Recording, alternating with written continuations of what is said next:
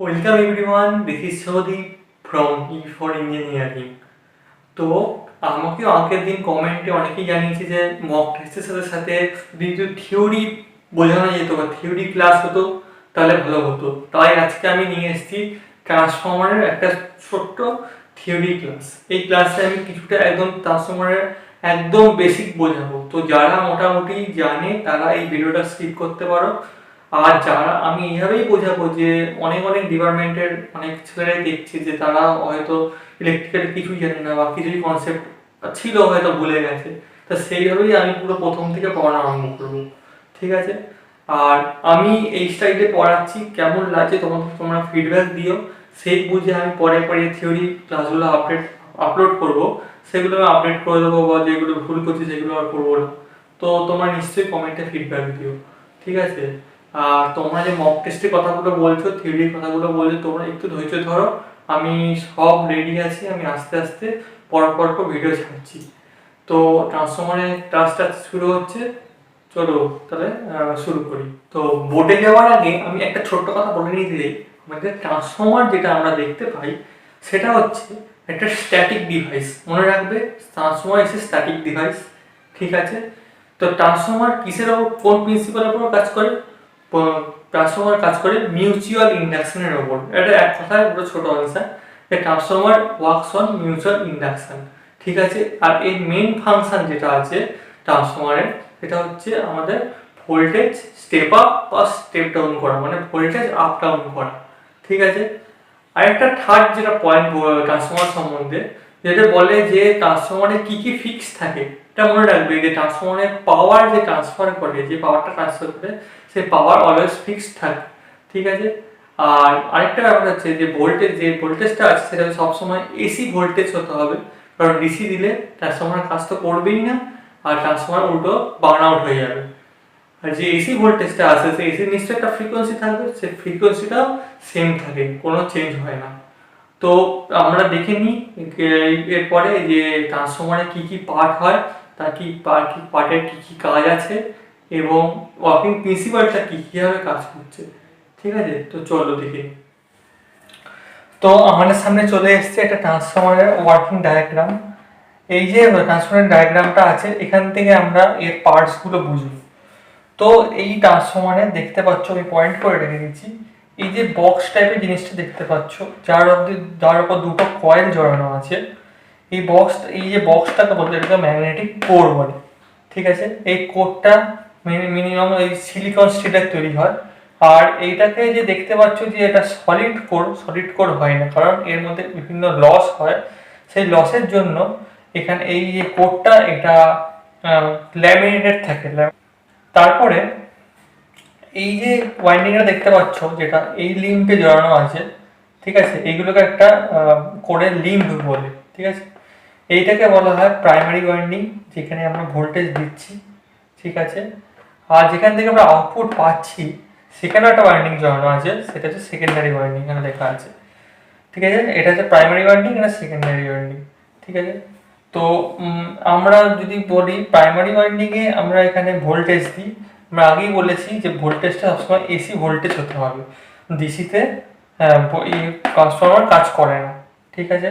কারণ বুঝতেই পারছো এটা একটা কয়েল, এখানে যদি ডিসি দিই তাহলে এটা পুরো শর্ট সার্কিট হয়ে যাবে, কারণ এই কয়েলের রেজিস্ট্যান্স খুবই কম।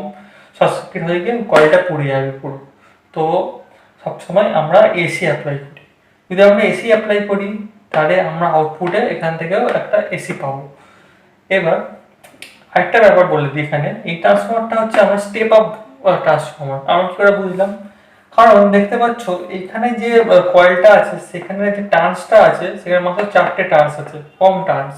আর আউটপুটে যে টার্নস দেখতে পাচ্ছ এটা অনেক বেশি টার্নস আছে, ঠিক আছে?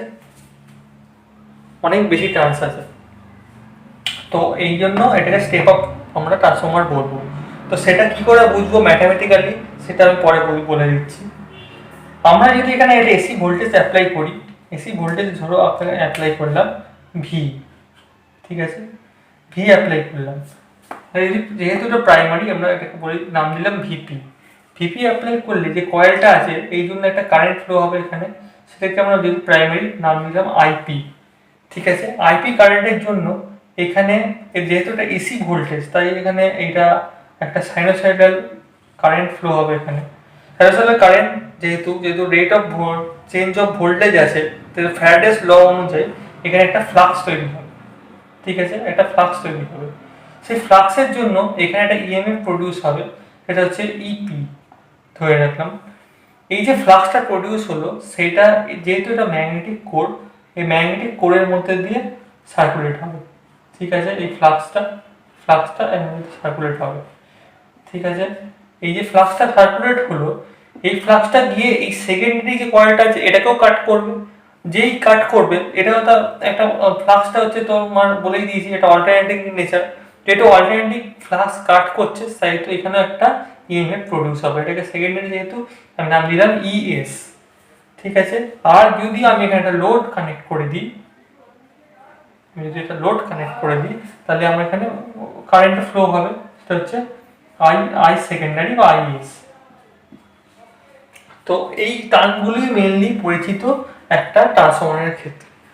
ঠিক আছে, এই টার্মগুলো হচ্ছে আমাদের সবচেয়ে basic term for a transformer. এইগুলো যদি মনে রাখো তাহলে তোমার অনেকটা হয়ে গেছে।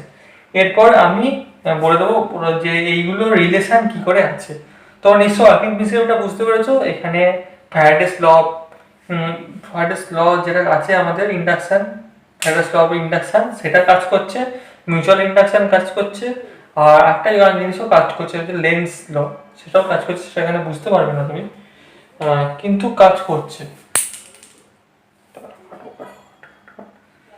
হ্যাঁ, তাহলে আমি যে সামারি করে বলে দিবি এটা ওয়ার্কিং প্রিন্সিপাল কি করে হয়। মেন ওয়ার্কিং প্রিন্সিপাল হচ্ছে মিউচুয়াল ইন্ডাকশন কোন ল এর কাজ করছে, ফ্যারাডেস ল অফ ইন্ডাকশন এর উপর কাজ করছে। কারণ এখানে ফ্লাক্স লিঙ্কেজের উপর দেখতে পাচ্ছ ভোল্টেজ আপ বা ডাউন হচ্ছে। ভোল্টেজ আপ ডাউনের যে ফর্মুলাটা সেটা আমি এবার লিখতে যাচ্ছি। তো আমি আগেই বলেছি ট্রান্সফরমারে যে পাওয়ার থাকে, পাওয়ারটা সেম থাকে। ঠিক আছে, তো পাওয়ারের ফর্মুলা কি আছে? পাওয়ারের ফর্মুলা হচ্ছে ভোল্টেজ ইন্টু কারেন্ট। যদি আমি primary voltage VP into current IP, এটা প্রাইমারি ভোল্টেজ। সেকেন্ডারি ভোল্টেজ কি আছে? তো সেকেন্ডারি ভোল্টেজ এটা হচ্ছে সেকেন্ডারি ভিএস ইন্টু আইএস, এটা হচ্ছে সেকেন্ডারি পাওয়ার। ঠিক আছে, আমি বলেছি যে ট্রান্সফরমারের পাওয়ার দুদিকে সেম থাকে, তাই আমরা জানি যে ভিপি আইপি সমান সমান ভিএস আইএস। ঠিক আছে, তাহলে ভিপিআইপি সমান ভিএসআইএস, এটা আমরা করে নিলাম। তাহলে আমি এটা একটা জিনিস দেখতে পারি যে যদি আমি এদিক ওদিক করি তাহলে আমরা দেখে নেব ভিএস বাই ভিপি। ঠিক আছে, তাহলে এটা হবে আইপি বাই আইএস, মানে উল্টো। এদিক ওদিক করে পেয়ে গেলাম VS by VP, IP by IS. আর আমরা জানি যে ভিএস বাই ভিপি এটা ভোল্টেজ যে রেশিওটা আছে সেটাই হলো আমার ট্রান্সফরমার রেশিও বা কেও বলে, এনও বলে, অনেকগুলো বলে, আমি কেই বলছি। এটাই হচ্ছে ট্রান্সফরমার রেশিও বা ট্রান্স রেশিও। ঠিক আছে, তো যদি ট্রান্স রেশিও বা ট্রান্সফরমার রেশিও যদি বলে, ট্রান্স রেশিও বা ট্রান্স রেশিও বলে কে সমান হচ্ছে ভিএস বাই ভিপি। ঠিক আছে, মানে voltage of secondary by voltage of primary. আর যদি কারেন্ট করে বলতে চাও, current of primary by current of secondary. ঠিক আছে, তো এটাই হচ্ছে আমরা ট্রান্স রেশিও। এটা মনে রাখবে, এইটাই যদি তোমার কোনো ম্যাথ আসে রিলেটেড তাহলে এই ফর্মুলা দিয়ে মেনলি আসবে। আরেকটা জিনিস বলে দিই, তোমরা দেখে নিচ্ছ যে এখানে যে ভিএসটা উপরে আছে, তার মানে যদি সেকেন্ডারি ভোল্টেজ বেশি হয় তার এটা কি একটা স্টেপ অফ ট্রান্সফরমার। তাহলে সেকেন্ডারি ভোল্টেজ যদি এটা যদি বেশি হয় তাহলে কে এর ভ্যালু কি হবে? কে এর ভ্যালু তো 1 এর থেকে বড় হবে। ঠিক আছে, তো কে এর ভ্যালু যদি 1 এর থেকে বড় হয় তাহলে এটা স্টেপ আপ। বুঝতেই পারছো, তাহলে কারণ ভিএসটা বড় হবে। আর কে এর ভ্যালু যদি 1 এর থেকে ছোট হয় তাহলে এটা স্টেপ ডাউন। খুবই ইজি না? তাহলে আমি আজকে এইটুকু অবধি শেষ করলাম। তোমাদের দেখো আমি যেমন করে পড়াচ্ছি ভালো লাগছে নাকি, এইগুলো সব বুঝতে পারলে নাকি একবার দেখে নাও। যদি না বুঝতে পারো বলো, আমি তাহলে একটা নোটস এখানে তোমাদের দিয়ে দেবো সেটা। আর তোমাদের এই পড়ানোটা কেমন লাগছে বলো, সেই বুঝে আমি পরের যে থিওরি ক্লাসগুলো নেবো বা ট্রান্সফারের যে পরের ক্লাসগুলো নেবো সেইভাবে ইমপ্রুভ করবো।